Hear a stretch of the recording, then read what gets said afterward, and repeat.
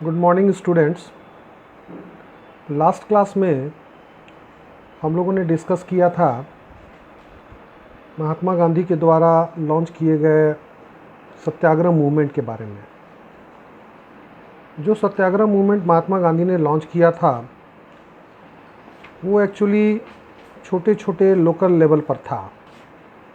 अब महात्मा गांधी चाहते थे कि एक नेशन वाइड सत्याग्रह को लॉन्च किया जाए, तो इसके लिए उनको एक चांस मिलता है और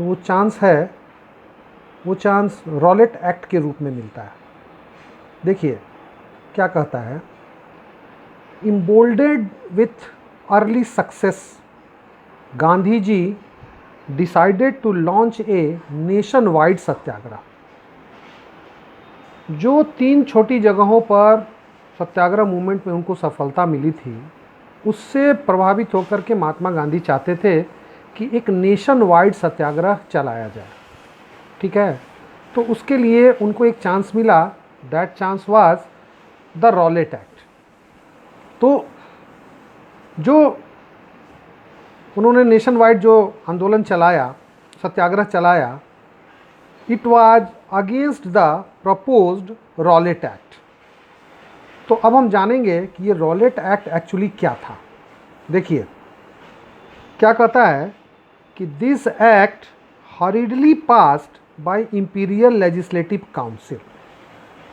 जो ब्रिटिश इंपीरियल लेजिस्लेटिव काउंसिल थी, उसने इस कानून को जल्दीबाजी में पास किया था, despite the United opposition of the Indian members.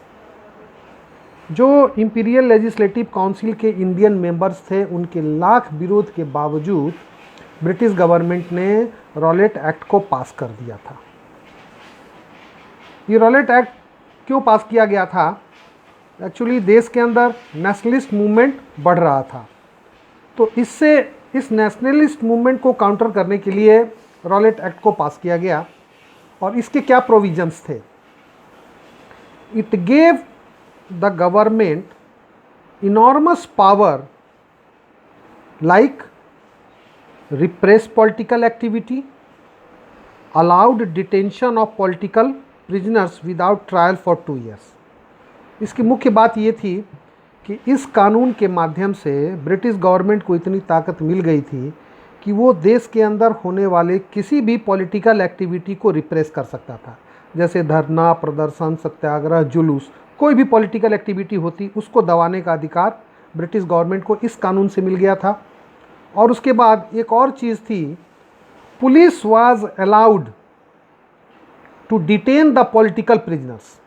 Police को ये अधिकार दिया गया कि इस पॉलिटिकल एक्टिविटी को रिप्रेस करने के क्रम में जो भी पॉलिटिकल प्रिजनर्स होंगे, उनको बिना ट्रायल 2 वर्षों तक जेल में बंद करने का अधिकार पुलिस को मिल गया।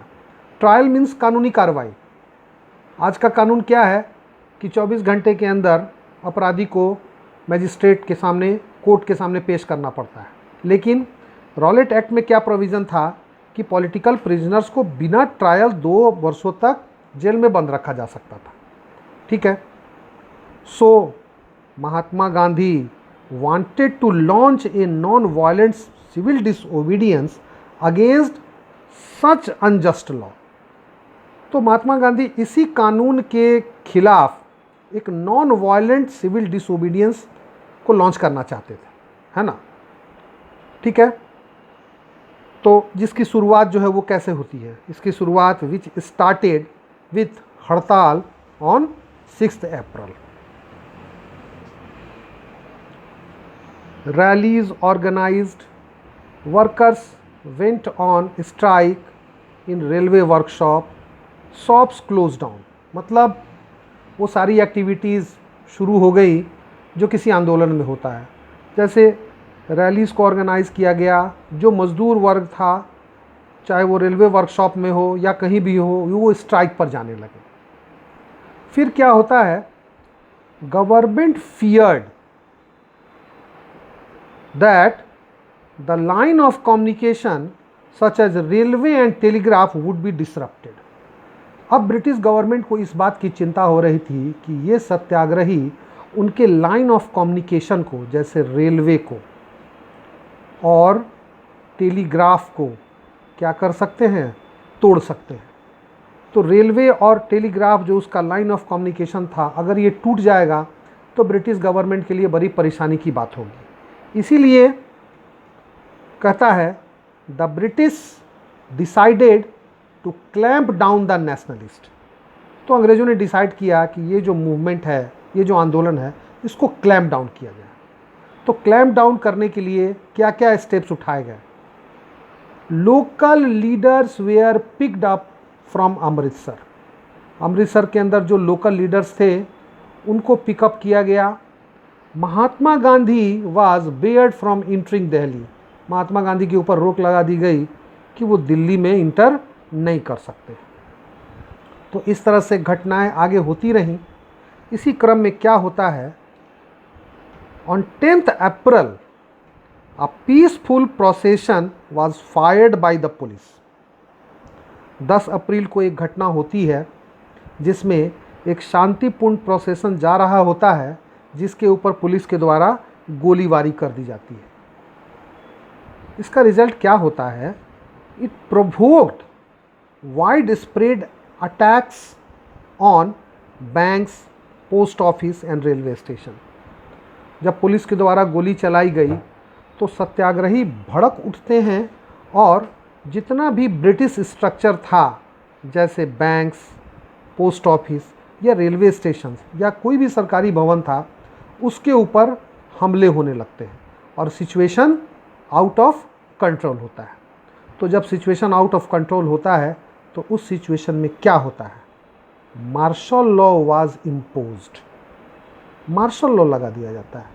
मार्शल लॉ का मतलब क्या होता है? जब लोकल अथॉरिटी कानून व्यवस्था को नहीं संभाल सकते हैं तो कानून व्यवस्था की जिम्मेवारी सैनिकों के हाथ में दे दी जाती है। That is called martial law. So the martial law imposed and general Dyer took command. और उसकी कमांड जो है वो किसको दे दी जाती है? वो जनरल डायर को दे दी जाती है। इसी क्रम में ये इनफेमस जालियांवाला बाग इंसिडेंट होता है।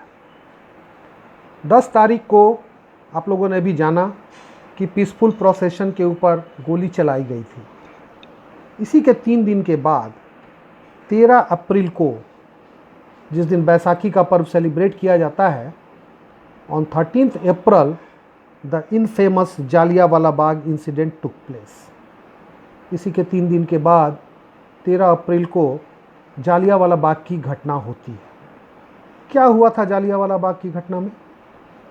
ए large crowd was gathered against government repressive policy and to attend annual Baisakhi fair.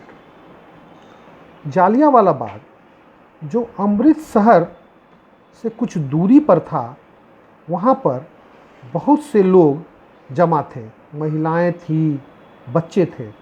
ये लोग क्यों जमा थे? ये लोग गैदर्ड थे against government repressive policy.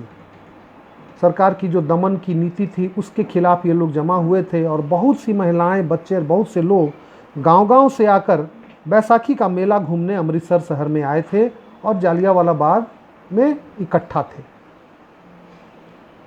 People were unaware about imposed martial law. चूँकि जालियांवाला बाग उस समय शहर से बाहर था तो लोगों को पता नहीं था कि मार्शल लॉ इम्पोज किया गया है और कोई गैदरिंग नहीं करनी है। In the meantime Dyer entered the area, block the only exit point. Dyer वहाँ आता है। जालियांवाला बाग जो एक इनक्लोज्ड ग्राउंड था और उसका एग्जिट पॉइंट एक ही था, उसको बंद करता है and open fire killing hundreds, और गोली चला देता है। ठीक है, जिसका रिजल्ट क्या होता है? बहुत सारे लोग मारे जाते हैं। ठीक है, तो इस तरह से एक इनफेमस जालियांवाला बाग इंसिडेंट हो जाता है। ठीक है, फिर उसके बाद क्या होता है? जनरल डायर को भारत से हटा दिया जाता है और जब उससे पूछा गया कि तुमने ऐसा क्यों किया, तो वो क्या कहता है? His object as he declared later later मतलब बाद में उसने बताया कि उसने ऐसा क्यों किया। जब उसके सीनियर ऑफिसर्स ने उससे पूछा कि वहाँ महिलाएं थीं, बच्चे थे, तुम लाठीचार्ज कर सकते थे, तुम गिरफ्तार कर सकते थे, तुमने गोलियां क्यों चलवाई? तो उसने क्या बताया? उसने बताया कि he wanted to produce a moral effect. उसने कहा कि वो एक मोरल इफेक्ट को प्रोड्यूस करना चाहता था। क्या moral effect? To create a feeling of terror and awe in the mind of satyagrahis. उसका कहना था कि उस सत्याग्रहियों के दिमाग में भय और आतंक भरना चाहता था, ताकि कोई भी सत्याग्रह करने के पहले इस इंसिडेंट को वो याद कर ले। तो इस प्रकार हम देखते हैं कि ये सत्याग्रह मूवमेंट जो था वो किस प्रकार ब्रिटिश गवर्नमेंट के मन में एक भय पैदा करता है, और इसीलिए जनरल डायर जो है उसने ये एक्सप्लेन किया कि वो क्यों सत्याग्रहियों के मन में भय और आतंक को भरना चाहता था। तो ठीक है, आज के लिए इतना ही है, और कुछ क्वेश्चंस हैं जिसको कि आप नोट डाउन करें और इसको सॉल्व करने का प्रयास करें। जैसे पहला क्वेश्चन है, what do you understand by the idea of satyagraha? Last video में इसको डिस्कस किया गया है। उसके बाद, in which places Mahatma Gandhi launch satyagraha movement in India? 3 छोटे छोटे जगहों पर महात्मा गांधी ने सत्याग्रह मूवमेंट को लॉन्च किया था, उसके बारे में आपको बताना है। What was Rowlatt act? Rowlatt act के प्रोविजंस क्या थे?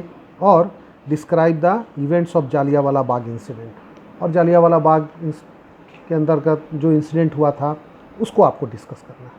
ठीक है, थैंक यू वेरी मच।